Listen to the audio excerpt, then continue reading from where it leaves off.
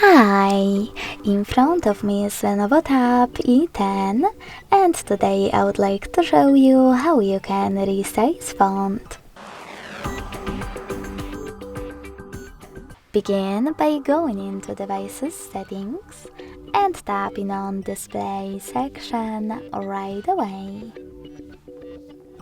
Following that, just click on Advanced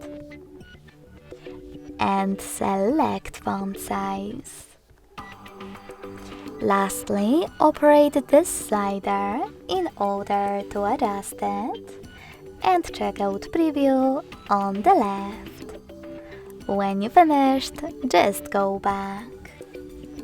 As you can see, after that, size of my font has changed.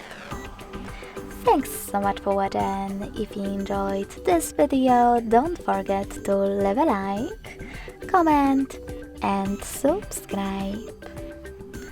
Bye!